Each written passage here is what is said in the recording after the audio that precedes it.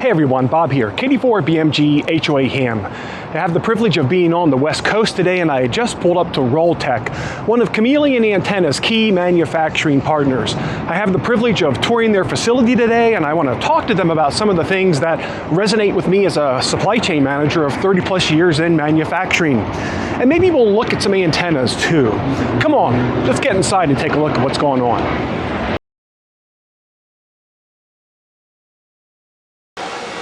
Well, they let me through the front door and I've met up with George. How you doing? Great, how are you, Bob? Hey, I appreciate you guys letting me in today. I walk into the manufacturing environment and the first thing I see is one of my favorite antennas, and this is possibly one of the most well-known antennas that Chameleon has, the FS 2.0 system. So, correct. Are you manufacturing this right now? Can you talk a little bit about the manufacturing process? Yeah, absolutely. So, yep, this is for the MPAS 2.0. This is our Millicent. And we are actually about getting ready to ship almost here. So those over there that you may be able to see are getting cleaned up, final inspection, bagged up, stickered up, and they're going to be probably shipped out to Reno, Nevada, which is Chameleon's headquarters for shipping out there by the end of this week. I think we have a total of about 200 of them here. That's usually what we're doing, about 200 a month. Okay, so these come to you how? Does it come to you in a full stick? Does it come to you cut the length? Is it finished? Is it anodized? What's the process that you take on? Great question. So these come in 20-foot lengths on top of a big semi-truck. Okay. They drop them off here, and we actually have to cut them to length, but we'll cut them down to this length from the 20-foot rods. Okay. And then once they're here, we do an inspection, make sure that there's no damage to the material or anything. At that point is when we send them out to get anodized. Okay. So we have a local company that does all of our anodizing. They were actually able to do this green, OD green that we have is custom made for us. And they kind of get upset at us sometimes because it's very difficult color to find. Okay. As you can see, there is sometimes a little bit of the colors change a little bit. We always try to make sure that the four sections. You've done a very good job of matching them up with each individual finished unit. And to be honest with you, sometimes the color isn't exact, and we actually have to send a lot back to them, and they'll de-anodize it and run another batch for us. So you got a full-length tube, you cut it to length, you send it out, and the individual cuts, it gets anodized, it comes back, and you do additional sub-processes to it at that point in time. Yes, so at that point in time, once we get them back, I'm going to grab one of these that's already complete. We will actually need to put it in our lathe over here, and actually we can walk over here. And so what we're doing, the process that we're doing here is we're actually having to ream out the inside because we want it to be conductive. Okay. So the anodized obviously gets rid of the conductivity. And so there's two-step process. One of it is for the male side and one of it is for the female. So we need to go about an inch here. And then we'll go an inch in the secondary one so that we can actually put the insert in there. Okay. And that'll cause the conductivity to go all the way through. Okay. Yeah, so what he's doing here is he's kind of the final process, which is he's taking the stainless steel bottom connector, he's inserting it into the already reamed out aluminum, and he'll drill a through hole here all the way through together, and then we'll actually pop a pin in there, and that'll be the final process of this. So because we ream it out and we pop it in there with the pin, then you have a fully conductive from top to bottom on here. And so yeah, he'll drop the pin in there to be a pressure pin. All right, so we're using it as a drill press and a pin press. And a pin press, yep. How is the rope staying in the top? Great question. I'll show you over here. So this one has evolved as well within time, and it is actually very, very simple. We have a nylon washer that we tied to the end of it. It has to be tied this way because if we were just to knot it at the end, it'll go through because there's nothing holding back. But once you knot it this way, the insert in the bottom section of the mill extension actually it'll stay stuck there. It will not let it go. Okay, gotcha. And like I said, so this is one. He is a master at putting these together. And what he's doing is he's actually feeding it from the top end over there.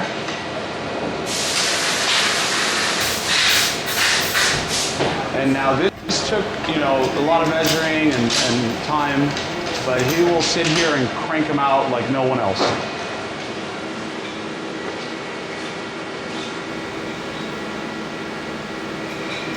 Now these have to be cut to a specific length in order to make sure that we have the proper tension that keeps it inside. So he's clamped it on the end to hold. Precisely, yeah. And yes, so we use a little clamp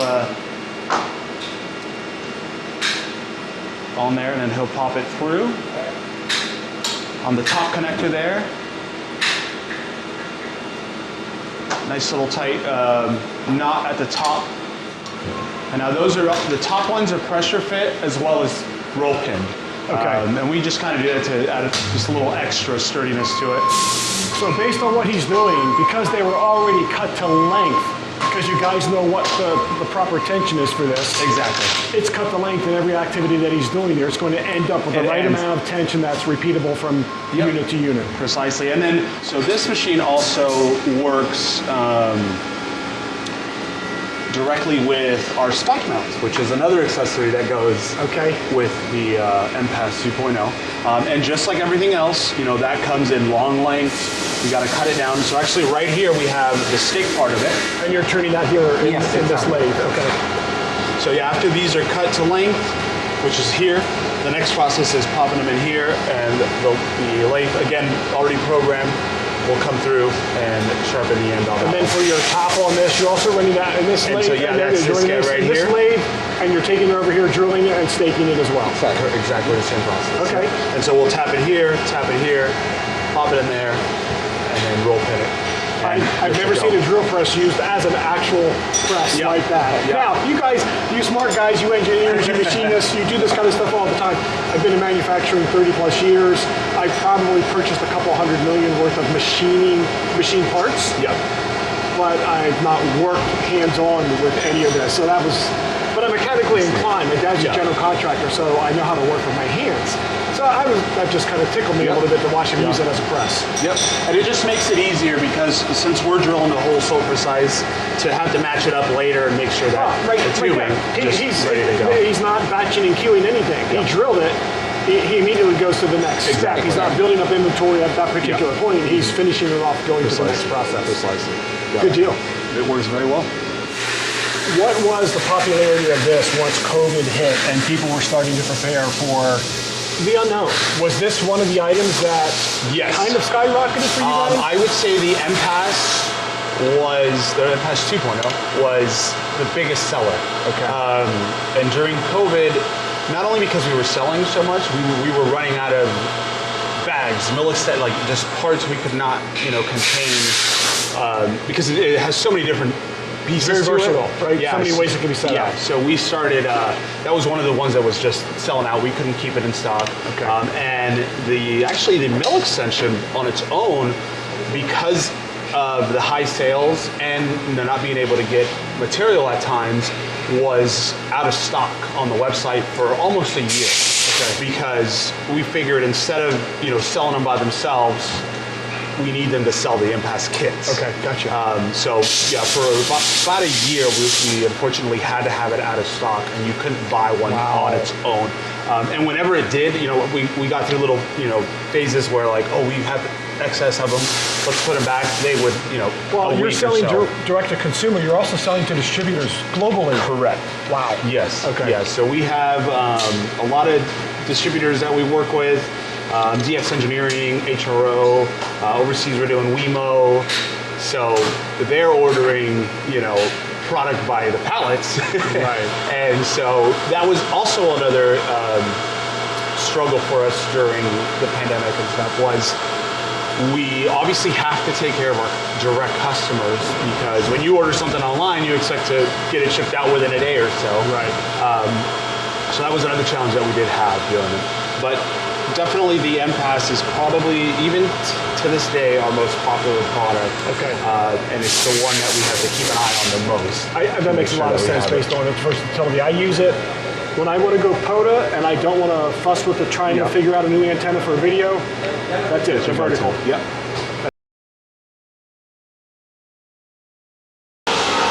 So Chameleon, made in USA. I mean, you're competing with, labor challenges, not so much material in other countries. I guess if things are subsidized by governments, of course we have that challenge. competing here from the United States. But labor-wise, how do you overcome that? We were just talking about the elastic cord here. So what types of things have you come up with to be able to automate things, or just be smarter at how things are accomplished so that you can be competitive with the rest of the world? Yeah, so that is a challenge that has been difficult for us because obviously, made in the U.S., it's not as cost efficient as if we were to, sending things out to get made overseas or getting materials from overseas. It's going to be a lot more cost effective to do that. So what we've actually tried to do is make the best product possible, because yes, the price might be a little bit higher, but for example, you're here today, so you get to see how we're actually doing everything and how much kind of attention and in a way care, for the product that we're making, to make sure that we're basically offering kind of the best product that you can get out there, or very close to the top of the product. Right. We get a lot of people, we hear a lot of, I can make it for cheaper, I can make it for less, and it's true you possibly can, right? But you're not going to get the kind of the quality and the material that we're providing with our product. Okay. So it has been difficult, and it will continue to be difficult, but we'll try to kind of squeeze it as much as possible. Well, I think you hit on something, and it's possibly one of the things that Chameleon is known for more than everything else. Performance of product, yes, it has to perform well, but radio frequencies and antenna theory and technology, it changes. The theory doesn't change. The laws of science and physics don't change. Yeah. Maybe how we put antennas up in the air changes over time. But if I go and I buy an antenna from somewhere else in the world that's mass produced, maybe the care and attention isn't there. I know when I buy a Chameleon product, and I'm here in a Chameleon facility today. Yeah. I had owned a number of Chameleon products before Chameleon ever allowed me to do a video officially for them, so to speak. I mean, I have 2 AMPAS systems that I've purchased on my own. I have a F-Loop 2.0. I've got the clamp that goes on a table. I bought it after he did the upgrade to where it was machined out of an H as opposed to a C, and then you added something onto it. So, I've got a lot of Chameleon products, and what drew me to them was the quality. Two things: made in USA and the quality. So I think you're onto something there. You have a premium product. It has a price tag to that. Correct. I'm willing to pay that price tag because I know what I'm getting. And like I said, that was long before I ever did a single video. It was long before I ever had a YouTube channel. Oh wow. The majority of my products were Chameleon Antenna. Now, my channel has a lot of things that aren't Chameleon, because I'm always toying with something that somebody sent me that's different, weird, unique, odd, and it has to have some interest and gain some views. The Chameleon product goes up, and it simply just works. I put my F-Loop 2.0 in my attic. I live at a homeowners association. That was really I tell you what, that has been one of the funnest experiments I've had to date playing ham radio. Yeah, that was a good video I saw of yours, and it was perfect because that was actually the whole intention behind our remote tuner and our auto tuner now. Listen, I'm sorry. No, you're fine. I live in Hurricane Alley, so to speak, right there in Tampa Bay, and so there were times when hurricanes and tropical storms are headed our way. I was going to put my F-Loop in the attic, and then I have to tune it to the Hurricane WatchNet and walk away. I have one frequency. Not anymore. Yep. I sit there with my little remote tuner. Yep. I get resonant on whatever I want to from my shack. Yeah. And believe it or not, that the remote tuner and the auto tuner, but the remote tuner in itself, we were working on that probably for about 2 years. Okay. On how to, we knew how to do it with the motor, but how are we going to mount it? How are we going to house it? How are we going to make it easy? And that happens with us a lot. We're constantly, working on 5, 6, 7, 8 different products, and some of them may not even make the cut. Some of them may go back, on the back burner, and we'll have to revisit it later. But watching your video with you putting the F-Loop in the attic, for me at least, it's kind of a prouder moment, because I'm like, that's what we had in mind. Right. That's what we wanted. Put it somewhere where it's going to be in your attic, so you can't, whatever it may be. And actually seeing it finally happen is like just a great feeling for myself, and the whole Chameleon and Rolltech team, because that's what we worked so hard for, to get that product to be able to work that way. So here we are in between three fairly new Haas machine centers, and you want to talk about an investment in Made in America. I presume these are six-figure pieces of equipment. These are, yes, they are. They're our newest addition actually is this one here. Okay. But we could take a closer look at that one here in a minute. But yeah, these three have all been acquired pretty much within the last 2 years, 2.5 years. This one here, which is a vertical mill, was our first purchase. We have a few other vertical mills that are much older, Fadals, very good machines, but obviously the newer machines have better technology. They work longer. We don't have to fix them as often. But one of the great things about Haas is, as you may know, Haas is an American company. Yes. So to me and to, I know Carl, which is, Chameleon's president, CEO, is something that was very important for us because we pride ourselves about making all of our product in the U.S. and what better than to have U.S.-made machines to make our U.S.-made product. I see a tool changer in there. How many tools will that hold? So this one, I believe, has, I got to check actually, 15? 24? 15. 15? Oh, I'm sorry, 20. 20. So I'll snap a picture of that So- for all of you on YouTube land. Yeah. Tool holder, essentially, they'll program into the machine everything they need to do, and then the machine will automatically go and grab the next tool for the next operation. It saves from having an operator having to manually go in and the labor associated with that. So it's Precisely. another investment in automation. And 20, is that what you decided? 20, yes. 20. Yeah, so 20 tools in there. Yeah, and it definitely, like you said, makes it easy. You set up all your tools, the program knows exactly what to do. And the more difficult part, I guess, would be programming and then making our fixtures, because we actually make all of our fixtures here. Because there is no product like the product that we have, so I can't just walk into somewhere and say, hey, I need a tool that holds this. So that's another thing in cost control. So you have a fixture in this equipment. What box are you working on right now? So currently what we're doing here, Kavika is one of our machine operators here. We're working on our MCOM3 portable box. Okay. And so this one is actually fairly simple. We can get, about 1,000 done in 2 days. Because we're already getting we're purchasing the box, and all we're doing here is drilling the hole. So we got the hole for SO239 that goes in the bottom, and then we have two holes on the side, which one will be the ground, it'll be hot wire. Okay. And so, as you can see here, Kavika, we'll try not to get too much in his way, but we have a fixture that runs 6 of these boxes at the same time. Okay. And so he pops them in there, gives a nice little tighten, and because the program's already been set, it'll go in there and drill them out. It's probably about a 2-minute run. Okay, so I can see that they come in and out easily. He inserts them and it looks like he has a clamp that goes down. Yeah. Clamps it down, holds them in place. It goes and does its operation. Correct, yeah. And now this specific machine, we've only ever used it for plastic. Okay. And we didn't when we purchased it, we didn't initially plan on that because all of these machines obviously work you can work any material on them. So this machine's never actually seen coolant. And once we started flowing here, we figured, we're going to dedicate this machine to plastic because if we're going back and forth from, let's say, aluminum to plastic, we have to do a full clean from aluminum to go back to plastic and vice versa. Aluminum, you're going to have your coolants in there. And you're going to have go the your plastic, coolants. you've got coolant messing with your plastic, and you got to clean up your plastic parts. Yeah. That makes a lot of sense. So our 2 older vertical lathes that we have, the Fadals, those are the ones that we focus on, stainless steel, aluminum, or any other product, or any other material. We use those. And this one is strictly plastic. So it makes it a lot easier to clean up because you can just grab a vacuum and go in there and get all the chips out of there. But yeah, as you can see, it's going through right now. And this one is, we programmed it with an end mill instead of a drill bit. So there is no tool change in this.